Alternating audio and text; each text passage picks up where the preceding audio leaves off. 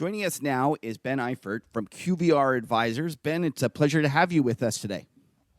Yeah, it's great to be on the show. Thanks. I must admit, I came upon your Twitter account and I've been fascinated by it because you have been able to explain a vast array of different complicated topics in very easy to understand terms. And I thought to myself, this would be a great guy to have on the huddle. So I reached out and I'm just pleased as punch that you're appearing today. But before we get into those things, why don't you tell me a little bit about yourself? What did you study in school and how did you come about getting into this business? Sure. So, I am a emerging markets macroeconomist from the old days. I think I was an undergraduate in economics. I worked for the World Bank for the chief economist of the bank as a macroeconomics researcher. Spent a lot of time in India and Africa and Latin America. Was based out of DC. Went back to graduate school and did a PhD in economics. Moved away from more of the emerging markets macro and more into finance. In that process, taught in the Master's in Financial Engineering program at Berkeley for a while, and worked for a hedge fund for a while I was in graduate school. And then my first real job out of graduate school was on the Wells Fargo prop desk, which not that many people even remember existed. We were, probably the 47th best prop desk on Wall Street. But importantly, we were at a bank that weathered 2008 extraordinarily well, because Wells Fargo was really a very simple bank that had almost no exposure to the really problematic structured credit derivatives that blew up a lot of banks in 2008. So as a prop desk, while every other prop desk that was smarter than us were getting fired, we, had a lot of support from the bank and were able to, really take advantage of market conditions in those times. So that was super. That prop desk eventually spun out and became a hedge fund called Overland Advisors. And so we dealt with that after the credit crisis. Eventually, I started another fund called Mariner Coria, doing relative value derivatives investing with a partner out in New York. But then more recently, I started my own firm in San Francisco called QVR Advisors. So that's where we're at. Well, that's a fascinating background. So you are truly one of the a finance quant nerd, I would say. When you tell me your degree, don't you think with basically a degree in financial and a PhD in financial engineering, is that correct? PhD is in economics, but yeah. Oh, okay. It was in economics. And so what have you noticed? You've been in the industry and you've also been in academia for a long time. With that PhD, what do you find is the difference between the corporate side versus academia? Like, how much do you find that you enjoy the old days of learning stuff at universities versus the competition on Wall Street? Oh, it's hard to say because it was a very long time ago that I was in academia last. But they're very different, right? Academics certainly at the level of like a top program in economics or finance. You're speaking to an extremely narrow audience, right? You're writing research that's, read and avidly discussed by a few dozen people around the world. And, you're really extremely specialized and, general, often sort of highly theoretical, or anyway, maybe with an empirical bias, but that's again pretty narrow. So it's just a very different thing, right? And with a very long, work cycle and output cycle, versus obviously in trading and investing where, day-to-day returns and performance are important. And so what have you noticed over the past couple of decades that you've been involved in the markets has changed the most? You had quite a varied career, and you've seen a lot of different parts of the market. How has it changed from kind of 10 or 15 years ago? Many different ways. I'll pick a few, I suppose, that stand out the most. So first, we are primarily derivatives and options traders and investors. Derivatives markets in general have gotten much more efficient over the last 20 years, for sure, as have many markets, not only derivatives, but certainly 20 years ago, you would see derivatives markets were much more opaque, much smaller, much more nichey. You would see much larger inefficiencies from time to time in those markets. Whereas, these days the world is full of many sophisticated organizations with lots of capital and very big teams and strong technology. And for the most part, there's the gross inefficiencies I think of the old days are mostly arbitraged away, and those markets function, generally speaking, in a pretty competitive manner. So that's certainly one big change that's happened. Another big change that has happened is and really in a related sense, there's much, much greater and wider participation of who you might think of as end users of derivatives, of pension funds, of asset managers in derivatives markets and options markets, right? So 20 years ago, your average mutual fund or pension fund really didn't use options or futures much at all. They were considered, esoteric and exotic instruments. Whereas these days they're very heavily used for income generation. Think of call overwriting and put underwriting strategies. Think of basic hedging type of approaches. Generally speaking, there's very broad participation and usage of options and futures across very typical market participants these days. So that's certainly very new, or is a new thing over the last 20 years. And I suppose another thing worth mentioning, just much more technology intensive markets and much more technology intensive execution in marketplaces versus 20 years ago these days. So are all those developments, the liquidity, the more users, and the technology, all good things, or is there a hidden dark side that we're not realizing?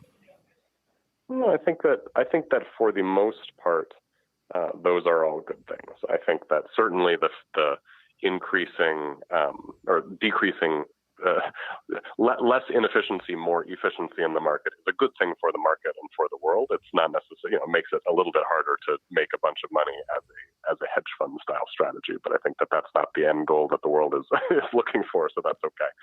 On the technology side, there are, I think, generally speaking, technology has greatly improved efficiency in the marketplace and improved and reduced costs for market participants to execute.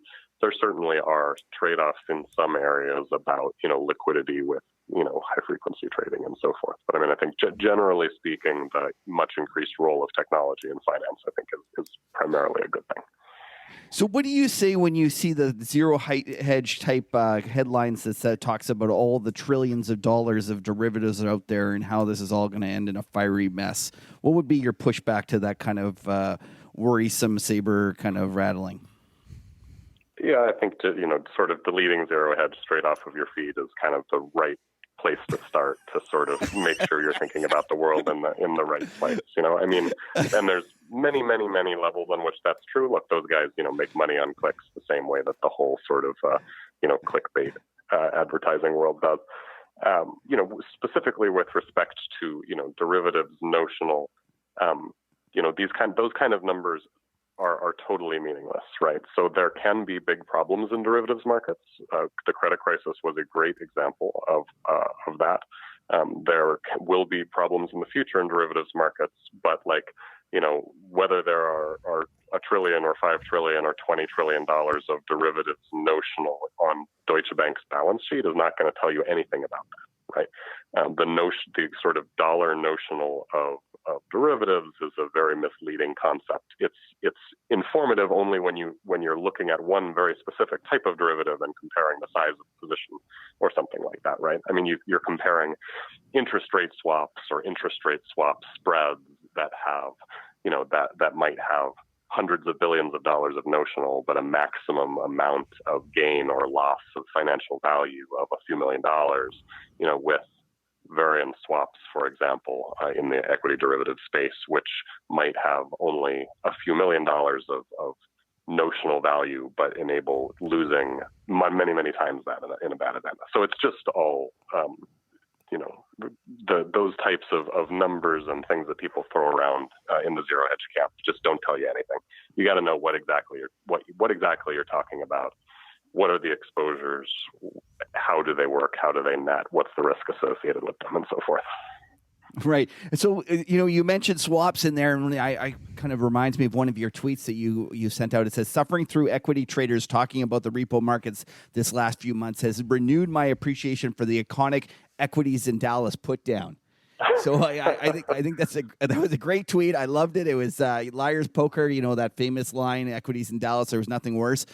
Why don't we talk a little bit about the repos, gate or a couple apocalypse that everyone was going through. And you have you have a repo story about Uncle Vinny's shop. And maybe you could just kind of recount that to us, because I think it did a great job of explaining what went wrong and how an average person can go and understand the problems associated with the repo market. Sure. So yeah, I would encourage listeners to do a search for that tweet thread to get the full thing, because I probably won't be able to do it proper justice in all of the different spots. But I think the key thing to understand here, right? The thing that's really different about the world today versus the world pre 5 or 10 years ago is that regulators have introduced what's called Basel III, and phased in all of the regulations and requirements for banks associated with Basel III. And so there's many different pieces of that, but some of the most important are effectively that banks have to not only meet minimum reserve requirements, as they always have, so in terms of the amount of loans and liabilities they have outstanding, how many reserves at the Fed do they have to hold. But it used to be in the old days that effectively, intradaily, there's all kinds of payments back and forth. There's money going out and money coming in, and they only had to really satisfy those reserve requirements at the end of the day, after being able to lend and borrow in repo markets to make sure everything is trued up. Today, post Basel III, there's what's called liquidity coverage ratios and intraday liquidity requirements that are akin to saying, not only just at the end of the day as a bank do you have to meet those requirements, but you have to have very large buffers at any point during the day, regardless of, even if you have just had to pay out a whole bunch of money. And also, by the way, you have to pre-fund, calculated outflows for the next month. And so if you don't, and if you're sort of caught in that type of situation, you can get a big fine and a big risk slap. So the analogy to Uncle Vinny's shop, that I was just trying to paint to help people, get their head around this a little bit, was just that of a typical shopkeeper, right? When you think about, a shopkeeper, there's always money coming in the door and going out the door. And, sometimes there's more money going out because there's, new goods that are coming in. The delivery guy's bringing in the fish, and, Vinny's got to buy the fish, and, some cash goes out the door, and he's got to meet payroll and all that stuff. And at the same time, there's money coming in from customers, and, there's lumpiness in the flow of money coming in and the flow of money coming out. In some sense, in the old days, Uncle Vinny, in the Fed analogy, used to be able to, just sort of write all that stuff down in a book, make sure that the money going in and the money coming out, averaged out pretty well over the course of the month, and settle up all of his debts. Everything was kind of an IOU that could be settled at the end of the month, and that was no problem. But then, the local politicians decide, there were a couple of shop owners who, were doing some dicey things and got in trouble. And so the local authorities had to bail them out, and the local authorities decided, that now they're going to be sending in book checkers every day to, places like Uncle Vinny's shop to look at their books and make sure that literally they have, a bunch of cash lying around to meet all the possible obligations they might have for the next month in the shop. Right, that causes a big cash shortage, because that doesn't just happen to Uncle Vinny; it happens to everybody else that's like Uncle Vinny, right? And so now, if Uncle Vinny's cousin, needs a loan for his shop because he's running really tight because it's Christmas time and he's having to buy a whole bunch of goods to get his shelf all stocked, Uncle Vinny's business might be in really good shape, but he's probably not going to have the cash to lend to him either, right? And the key thing to understand, again, among banks here is, people talk about the Fed balance sheet a lot. Many of them just don't know what it is or why it even exists or have any concept of this. The quick answer is, in a post-Basel III environment, the Fed balance sheet is just going to be a ton bigger than it used to be in the old days. It has to be that big, or else there's literally just not going to, under any kind of stressed funding conditions where, there's been a bunch of treasury issuance and where banks have been, or where corporations have been meeting their tax payment obligations because it's that time of the year, there will just be a big shortage of reserves in the banking system to just clear payments, right? And that's a result of how much, in some sense, less efficient the reserve pool has become because we're forcing banks to hold on to all this cash kind of intradaily and have these very big requirements. And does that mean it's a bad thing that those regulations are in place? Not necessarily. What they're designed to achieve is that, financial stability goals, basically making sure that there's very little chance that banks could get in trouble with the amount of, liquid cash they have on hand and so forth. But if you're going to do that, then the reserve balances in the system have to be large enough to kind of provide that lubrication, right? And that's, kind of what we've discovered is the Fed did a whole bunch of quantitative tightening and reduced its balance sheet a bunch. And then it turned out it reduced its balance sheet too much in the banking system, briefly. And the payment system, once it came under stress, briefly froze up and we had to come back and inject some more money in it. So let's put your economics hat on. Do you think that increase in the balance sheet is inflationary for the general economy? No, it's not, because the whole point is, right, those reserves are just sitting there have to be very large balances of excess reserves sitting at banks, or banks have to hold them at the Fed, just in order to ensure that they're meeting regulatory requirements, right? So the balance sheet, right, money is inflationary when somebody has it and can spend it. Right. That's kind of the whole point, right? Quantitative easing did not turn out to be inflationary in practice because that was not money that, got into the banking system, got loaned out and went to people who then bought cars or built businesses with it. It just built up in massive supply as a liquidity pool in bank reserves at the Fed, right? And what's happening now is the central bank balance sheet has to be much bigger just to support the basic payments system in the banking system actually clearing on a day-to-day basis under stress conditions. But that's all money that's just sitting in required mandated reserves and cushions to enable banks to meet intraday liquidity coverage requirements under stress. Right. So now we're kind of right. So now we're getting into some ideas that are kind of I would say the traditional economists might push back a lot. A lot of people just kind of look at the Fed's balance sheet and go, look, this is going to cause inflation. I happen to be in your camp that this isn't inflationary and that's not going to cause general inflation like everyone is worried about. But I was wondering where you stand in terms of the MMT argument, because many of these things are kind of touched upon in MMT. And I was thinking I would just love to hear your thoughts about the whole kind of movement in general. Yeah, I think, you can interpret, I think, MMT in a lot of different ways.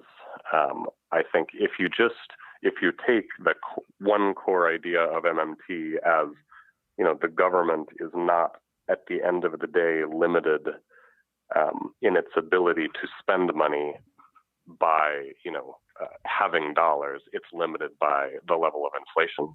And that's sort of just mechanically true, right? That's not actually something you can argue with very effectively, because of course the government can create more money. That's sort of what central banks can do.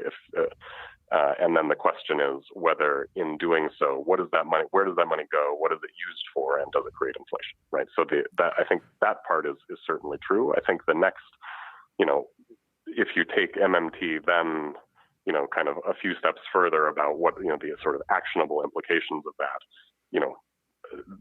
that's where I don't really have a strong opinion, but particularly strong opinion or agreement with, some of the proponents of that type of school. Like, therefore, the government can and should spend a whole bunch of money and it won't be inflationary or something like that. I think that's, there are nuanced questions around that. I think that it's certainly true that, we're in a very low rates environment where there's a tremendous amount of demand for government debt, and, that probably government spending in this type of environment is less inflationary than many people would think. But I think there's lots of, lots of uncertainty around that. Right. So you come very close to what I describe as there's the part of MMT that I like to call the descriptive part, which is basically the plumbing and how a modern fiat-based monetary system works. And then the prescriptive part, which is basically based upon those assumptions, what do you do? And I'm in the same camp as you because I kind of look at this and say, well, those things are all political decisions about once we understand the economy and how it works, we can make a decision about what we want to spend on and how we want it to organize our society. But that doesn't make the first part. You might disagree about the decisions that many people that have grabbed hold of the MMT moniker, like AOC and stuff, what they want to do with the money. But that doesn't make the plumbing side of the part of the equation wrong. And I'm super interested to hear you say the fact is that's you just can't argue that. And I was just wondering, why do you think so many economists have trouble with that part of the plumbing portion of it and want to push back on it? It's a good question. I mean, I think that a lot of economists live in a pretty rigid world of theoretical models, which have some limited applicability and are useful organizing concepts, but just at the end of the day don't have good ways of thinking about these kind of questions. I think that for the most part, folks actively involved in money markets, I think probably understand this stuff as well or better than academic economists do. Yeah, I would completely agree. And like you look at the guys that Warren Mosler and a lot of the MMT proponents are actually guys that understand the plumbing of the finance system better than the people that are actually making those decisions. Yep, that's probably right. Yeah. Okay, so let's go on. I saw another tweet that I had to kind of push, ask you about. It says the dark secret is that 99% of what people tell you is artificial intelligence is just linear and logistic regressions. Why don't you tell us what you mean by that and kind of what that might mean for the markets? Sure, absolutely. I mean, I think that there's a few different angles on this, but I think one of the core things that I was alluding to in that tweet is that AI and machine learning has become a very sexy and trendy set of buzzwords, right? Arguably, maybe more so a year or two ago than right now today, but I think that's pretty uncontroversial. And as a result, it's sort of attracted every type of organization that's pushing a product to sort of try to tell you that their product has AI and machine learning in it. And right. This is enabled, I think, further by the fact that partly just by divergences of disciplines or whatever, many of the old basic tools of statistics are things that that if you open a textbook on machine learning, like ordinarily squares regression is usually chapter 1 and logistic regression is chapter 2 of a textbook on machine learning, right? So those are obviously things that statisticians and basic practitioners of empirical research have used for 50 years, but now people sort of feel comfortable calling them machine learning because machine learning is cool and machine learning has a lot of overlap with statistics. Even like neural nets, which we think of being heavily used more recently, are a very old technology that has been used in many contexts for a long time. So I think point one is this is really it because the space became sexy. It attracted lots of people saying that what they're doing is AI and machine learning. That's just not in any kind of deep sense of the way that people think about like cutting edge technology or new things.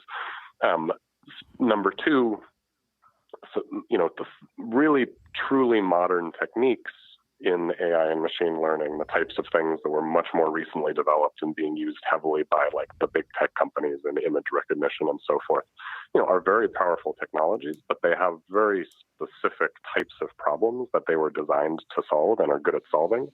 And those problems don't usually have anything in common with trading and investing type of problems. They might have much more parallels with certain kinds of like back office task automation, problems that we face in finance and things like that. But generally speaking, these types of tools are extremely good at, think of them in a sense as very, very highly nonlinear, regressions and category, both in categorization and in prediction. And very highly nonlinear tools are really good for fitting complex relationships when you know that there's very little or no noise in the data and that the data set is truly like identically distributed. So a great example is, why there was a big furor over training machines to play Go. So the AlphaGo kind of revolution. So this is the kind of thing that that neural networks are designed to be extraordinarily good at, because just think of it as that you can build a data set of infinite size by having the machine play itself in Go. That data set, every game of Go is very tightly structured. It has an exact set of rules, and that exact set of rules is very simple and it doesn't change, right? And so every observation is a truly unique observation. And you can build a massive data set and sort of train in all kind of complicated ways, and the machine can teach itself really well. But that doesn't have anything to do with finance and to trading. And right, the world, right, we live in a world where data is non-stationary, which means, look, over time, there's tons of unobservable stuff going on in thinking about what's happening to stocks or to volatility or to the macroeconomy. You don't know what the right model is. The right model is incredibly complicated, and you have no idea. And it's changing over time in ways you can't observe. And if you just fit like a really nonlinear thing to a bunch of financial data and then extrapolate it out into the future, you get absolute nonsense. So generally speaking, you saw a wave of artificial intelligence, hedge funds launched and funded, starting a few years ago, because this was really exciting and cool and got a lot of interest from allocators. Many of them either failed or effectively kind of have produced a return stream that just looks a lot like more typical quant factor type of return stream. And so I think, a lot of the large, sophisticated institutions that big quant shops looked very heavily at a lot of these types of technologies, and they use them very heavily, again, in various kind of intermediate processing steps. But this naive notion that you put all the data in and then the machine sort of spits out the trades, I think is extremely naive and is not what you see actually happening anywhere. So I see that AQR recently laid off 15% of their staff. Ray Dalio, I know he's not a pure quant guy, but he had a tough year last year at his Bridgewater.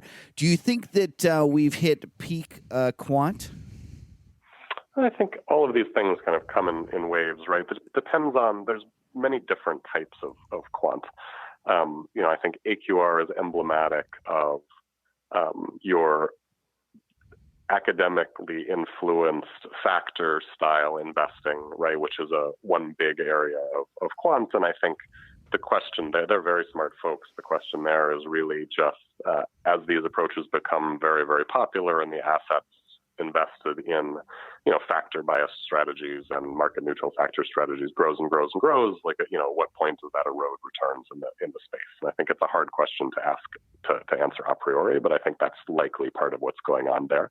So it may be that there's some predictive power of that for the future, and that space underperforms. I don't know the answer.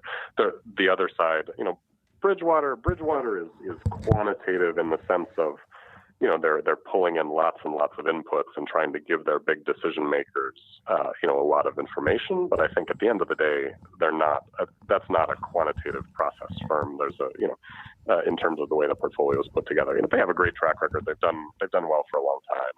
A little bit less well more recently. Depends on what you're talking about. There's the risk parity types of products, obviously, which are very large scale and very separate from the hedge fund. Part of it's also just scale, right? And I think pure alpha is quite big, and it's tough to be a relative value type of absolute return hedge fund managing many billions of dollars, right? Just the opportunity set of what can you do to take advantage of markets at that scale is different than at the $100 million, $500 million scale. Right. But then another part of quant is think of the higher frequency. Folks like the Renaissances and Two Sigmas, and they're crushing it, and they've been crushing it forever, and they haven't slowed down at all. And I don't think they're gonna. So really, so what do you think is their secret sauce for that? Right. Well, what do you think is their secret sauce for those guys? Well, I think ultimately, when you understand the types of things that they're doing and how they make money, this is my view. Having but I certainly don't sit inside one of those firms, is ultimately most of the alpha generation in those firms comes from,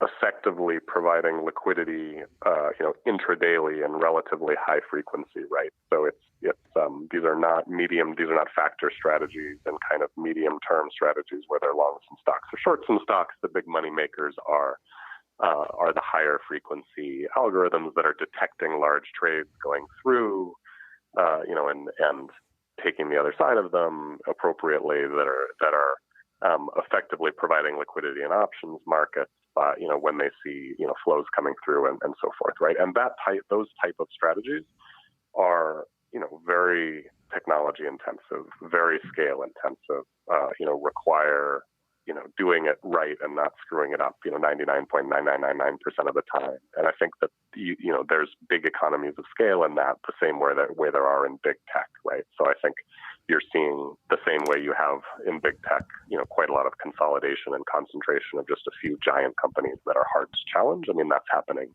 on that side of quantitative finance as well. And I don't think that's going to go anywhere, right? You can't, this idea that you're going to democratize, quantitative finance and have a couple of guys sort of in a garage, challenging 2 sigma on that type of trading, I think is just not realistic. And so do you think that those are mean reversion strategies and they're providing liquidity and there's not front running of large orders, like not front running, that's not the right word, but momentum based strategies, like trying to, identify momentum and grabbing hold of it? Like, do you think it's more liquidity providing or is it a combination of both, the kind of I think it's a combination of both for sure. Right. So it's not just, they're also trying to identify momentum and push it along because they know it's headed higher. Yeah, I think that's correct. Right. Let's talk a little bit about risk parity. One of my pushbacks about risk parity is that it seems to me that in this kind of last 30 or 40 years of bond interest rates going down in a disinflationary world, that it's basically just an excuse to be able to lever up bonds, with the stock market. And one of the things is that a lot of it is based upon the negative correlation between stocks and bonds continuing. I was just wondering what your kind of thoughts about that is. Do you think the strategy is going to continue to work in the decades to come? Sure. So I think, certainly it's true that you will not be able to replicate the exceptional performance of the fixed income leg of risk parity type of strategies, in the next 10 or 20 years relative to, say, starting in the early 80s or mid 80s to now, right? Because of, as you said, interest rates coming in and in and in. So at a minimum, you're not going to perform as well in that. Where does the negative correlation aspect come from?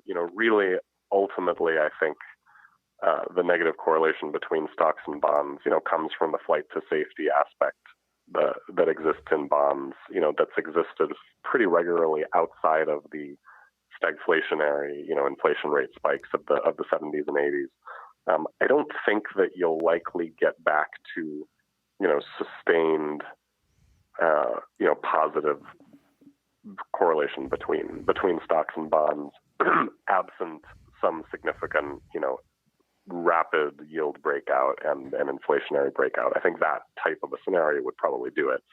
I think whether or not we get that type of scenario, is yet to be seen. I think I think that what economists should admit, and I think probably more traders than do, clearly the relationships between, employment, uninflation, central bank policy are complicated, and probably we don't understand them very well, right? Because not very many people have gotten right the relative moves in these different variables over the last 15 years, kind of pre-crisis and post-crisis. There's certainly an argument out there that, that there's going to be structurally slower growth in the world going forward, especially in developed markets where you have, really adverse demographics and, going to be fairly perpetually increasing demand for fixed income securities. And unless you were to have, again, some type of severe adverse shocks that, created a big inflationary breakout, it's not clear that goes the other way. So anyway, long-winded way of saying, I think that the unusual scenario is more really high rates. Historically, that's quite unusual. We got there in the 70s and 80s. Whether we get back there, I think that's more of a surprising negative shock than kind of the expected, move, right? I think that, but that said, certainly risk parity is not going to be making a bunch of money on duration risk from, bonds going, from rates going from 15 back down to 2. Well, let's take the other side of talking about high rates. Let's talk about extremely low rates, and let's go and talk about negative rates in Japan and in Europe even more, especially. That's been something that if you'd asked us, most people 10 years ago, whether we could have ever imagined the Boone trading at minus 50 basis points, we would have said there's no way, that doesn't make any sense. Yet here we are. What is your take about what's happened there, and what are the implications and what you see going forward in Europe, specifically on the monetary policy side? Yeah, I mean, a few different things. Certainly you're right, but I don't think you would have found a lot of people predicting, sustained negative rates, and not just in the very front, but even, out at different times, even out into the 5 and 10-year points in Europe and Japan. I think, obviously policy is one key driver of that. You do have, a school of central bankers that, view negative rates as stimulative on the margin. And I think, my take there, if anything, is more just, I think there's not a whole lot of evidence that of strong sensitivity of economic growth and risk appetite to marginal changes in interest rates around here. I just don't think they're a big driver of anything. Whether rates are positive 50 bips or 0 or negative 50 bips, what is the delta of the real economy to that? Really, I doubt it's very high. It certainly doesn't seem like it is from the evidence. But again, these are hard and sort of empirical questions to answer. You don't have the counterfactual. So it does seem like, from a policy perspective, pretty unusual experiments that it's not obvious are going to have much, positive impact. On the other side, just in terms of market conditions at the long end, I mean, Europe and Asia certainly have, and the U.S. to a lesser extent, right? You do have lots of effectively forced buying of those securities, right? Because one, European insurance companies, European pension funds, Japanese pension funds, you have a certain amount of fixed income securities that you have to hold, either from a regulatory perspective or just from a policy perspective. And whether the yield is 2% or 5% or negative 75 basis points really doesn't matter much. You're still a buyer. In many cases, the cross-currency basis swaps are such that even if a Japanese investor had the opportunity or the ability to go buy dollar bonds instead, as long as they had to hedge that FX risk out, they can't really get an advantageous yield doing that. So, part of the issue here is, even just from there's the government policy side, but there's also, out there in the market, there's lots of folks who just have to buy these securities regardless of the price, right? And so on the margin, it's not clear that, there's that much impact from a, value buyer perspective. Okay, so maybe macro hedge funds aren't going to own those bonds. They're going to, buy something else. But a lot of the big money, fixed income buyers in the world don't have a choice set to move out of instruments that are trading at negative rates. Right. So let's try to bring this to a close a little bit and figure out what do you think the market is missing, or the next big opportunity that kind of is underappreciated by many traders and investors?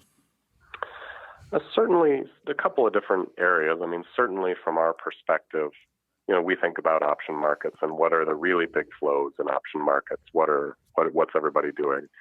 One of the biggest, if not the biggest, underlying trend in option markets and equities is that, while in the old days, short-dated options were expensive and everybody was structurally a buyer of short-dated options because they were worried about, what might go wrong in the world, say, immediately after the credit crisis. These days there's really massive selling of short-term near-the-money options, like on the S&P, for example, and there's really only natural sellers. So, most of the large pension funds and asset owners in the world are now overwriters of calls. They're now underwriters of puts, often on an equity replacement basis. So they'll, cut a $100 billion pension fund might cut its equity allocation by $10 billion and replace that with just selling 1-month puts as a yield generation and path diversification mechanism. And I think they're looking at 30 or 40 years of backtest returns on, making the decision to do that and of how much capital to allocate to that. But I think what's happened as a result is just very dramatic changes in risk premium associated with selling options. Dramatic steepening of the volatility term structure. So very short-term options trading very cheap, relative to longer-term options. And I think that most of ordinarily maybe there would be more folks out there trying to take advantage of that. But for many years, those type of options were very expensive, and they do pay. It costs you money to carry them. Just if nothing happens today and you own those options, you're going to lose some money on option decay. And so most of the types of folks who likes to pay option decay, got fired or lost their jobs or their funds closed down, 5 years ago. So I think that there's a big opportunity set around that. Depending on what style of investor you are, what type of portfolio you manage, what role those types of securities can play in your portfolio. But again, very, very price insensitive and large scale selling of, by big institutions that aren't really thinking about, the nuances of pricing. Wow, that's really interesting.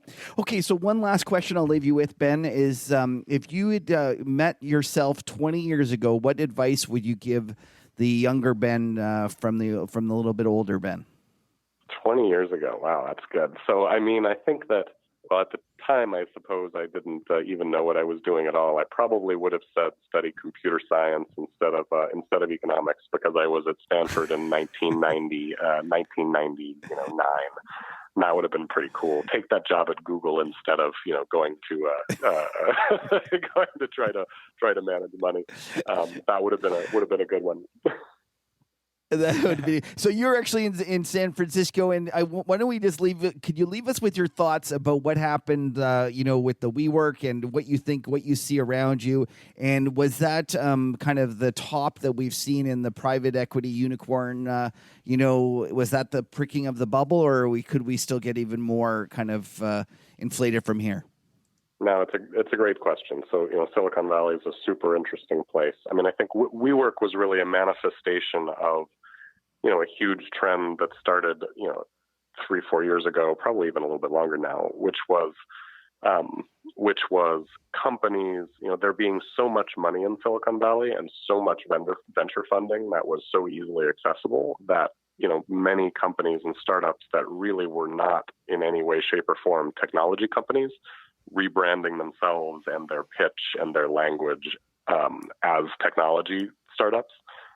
So, we were actually, if you even think back to the Blue Aprons of the world, right? That was a very sexy, exciting space, and there were all these big IPOs at very high valuations. And you look at those businesses, and you're like, but you put food in boxes, and then you got guys in a warehouse, and then they ship it around, and you have a website. And what does this have to do with technology, right? But they were able to get tech investment and then tech multiples, an IPO at tech multiples, and that was pretty super for some folks involved, right? So WeWork, so that built, and SoftBank got very heavily involved. And if you talk to local venture capitalists, SoftBank really was the elephant in the room, where just there was preposterous amounts of money on a scale that Silicon Valley was not used to at all, backing these type of organizations with very few questions asked and encouraged to, really think big. So it was then you imagine what Blue Apron could have been if somebody had showed up early in their life cycle with, $1 billion and said, no, think big about all the different things you can do, right? And that's what WeWork was. And, eventually, and those companies were, staying private for a long time, for various reasons, right? It made things a lot easier for everybody involved. There were no, you didn't have public markets investors asking questions about whether you were going to make money or not. You could keep marking the valuations higher on more SoftBank funding rounds, but at some point, obviously, those folks had to come to market. And I think there was a rush to public markets as public equity markets started to get much more jittery in 2018. And WeWork was a great example of public markets investors, at least doing a little bit of homework and sort of calling the bluff of private markets, on this. And I think that it really does appear from where I sit to have taken the SoftBank bid out of the market for these types of startups. So SoftBank's come under a lot of pressure. They've been pulling on signed deals and not funding them. They've been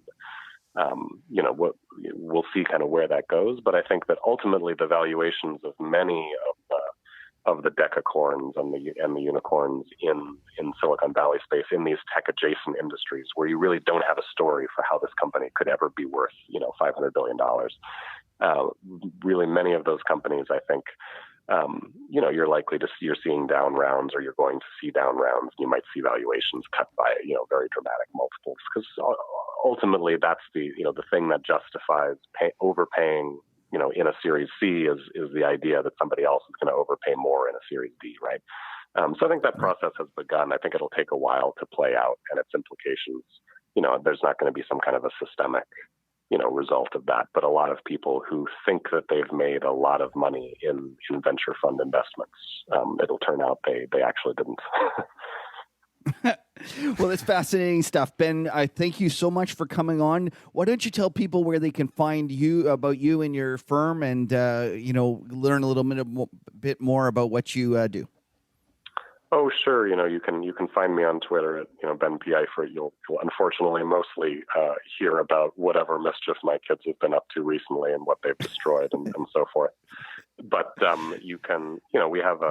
we're a private asset management firm that doesn't have much of an internet presence or anything like that. But we do have a website. If you Google QVR Advisors, you'll find us, and you're welcome to submit a contact form.